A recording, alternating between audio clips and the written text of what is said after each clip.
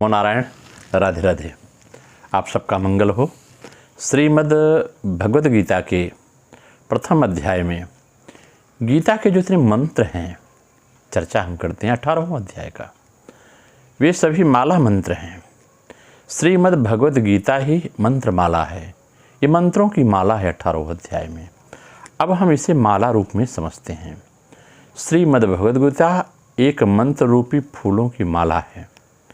अब माला में जैसे विविध प्रकार के पुष्प होते हैं, उसी प्रकार इसमें मंत्र हैं।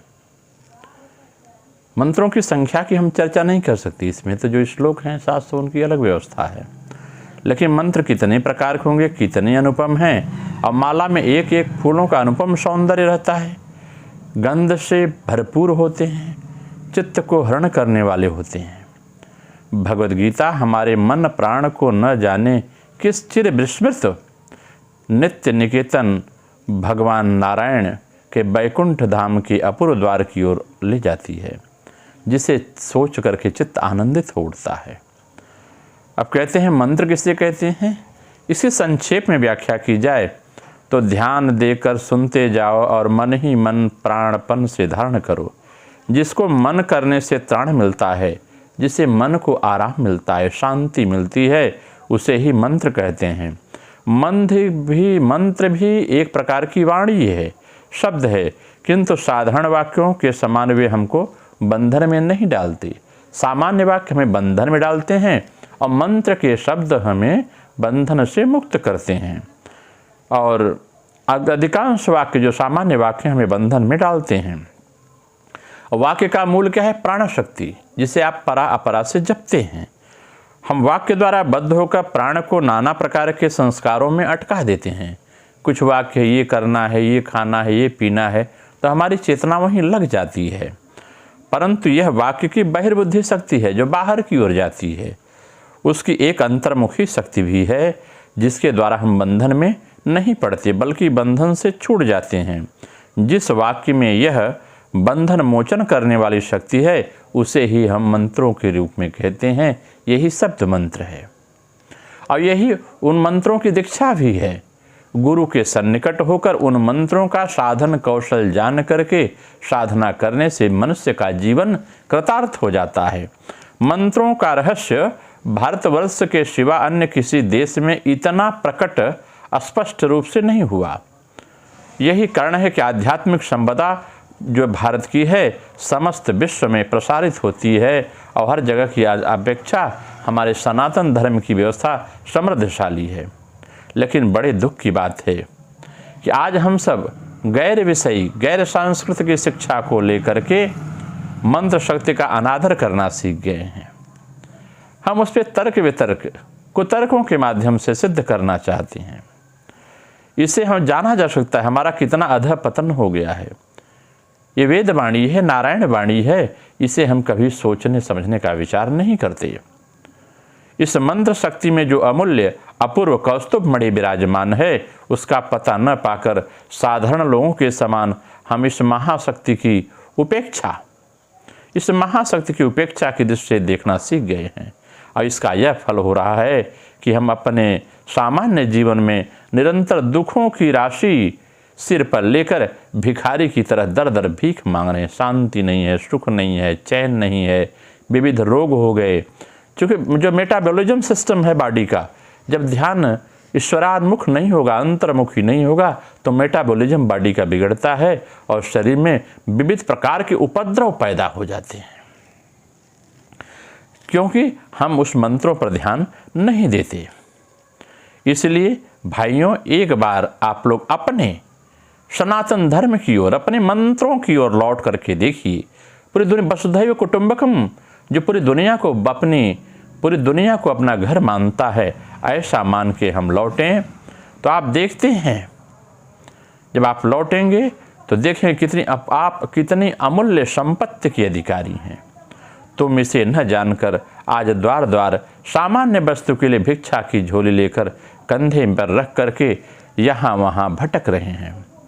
शृण्वन्तु विश्वे अमृतस्य पुत्रा, हे अमृत के पुत्रों, हे अमृत को प्राप्त करने वाले पुत्रों, आज तुम जहाँ जहाँ जिस जिस अवस्था में हो, वहाँ से ही यह आश्वासन की वाणी सुनो। ये व्योम वाणी है, यही आकाशवाणी है जो आज हम लोग इस दूरवाणी के माध्यम से, जिसे मोबाइल कहते हैं, दूरवाणी के माध्यम से एक दूसरे तक पहुंच रहे हैं। इसलिए इसे सुनो। नाना प्रकार के दुखों से पीड़ित सामान्य व्यक्ति सामान्य जीव मात्र ही नहीं है। जन्म मृत्यु की विविध लीलाएं उसके लिए अस्मरणीय नहीं हैं। तुम उनके पुत्र हो, वही हो जिनके द्वारा यह त्रिभुवन व्याप्त हो रहा है, जो इस पूरे ब्रह्मांड के अधिनायक हैं, जो कण कण में जिनकी शक्तियाँ व्याप्त हैं, जो हर घट में विराजमान हैं। आप उनके अंश हो, आप अजर हो, अमर हो, शाश्वत हो। फिर भी तुम क्यों अपने को मृत्यु का ग्रास मान के चिंतित हो रहे हो? हमारी आत्मा की मृत्यु न कभी हुई है, ना होती है। हम केवल कलेवर बदलते हैं, अपना शरीर बदलते हैं। ज्ञानी व्यक्ति कहते हैं कि जीव का बंधन रज्जु उसकी देहात्म बुद्धि है। जब हम देह बुद्धि से समझेंगे इसे कितना सुख चाहिए, कितना दुख चाहिए, कहाँ सुख मिल रहा है, कहाँ दुख मिल रहा है, क्या भोजन प्रसाद मिल रहा है कि नहीं मिल रहा है, क्या वस्त्र इत्यादि मिल रहे हैं कि नहीं, आभूषण श्रृंगार कामना कंचन कीर्ति मिल रही है कि नहीं, इसके चक्कर में ये हमारी देहात्म बुद्धि है। इस देहात्म बुद्धि कारण ही जीव परमात्मा से विमुख होकर अपने अनंत दुख को वर्ण कर रहा है। इस दुख से मुक्ति पाने का एक ही उपाय है कि गुरु के द्वारा, जो जागृत गुरु हैं, जिन्होंने शिक्षा दीक्षा दोनों महत्वपूर्ण ढंग से ली है, जिन्होंने दीक्षा को सिद्ध किया है, वह मंत्र गुरु के द्वारा सिद्ध हो। अगर वह मंत्र आप प्राप्त करते हैं, उसकी साधना करते हैं, तो आपके लिए सरल हो जाता है। कृपालु ऋषि मुनि जो हमारे पूर्वज रहे हैं, उन ऋषियों ने जीव की मुक्ति के लिए नाना प्रकार के उपाय खोज निकाले हैं।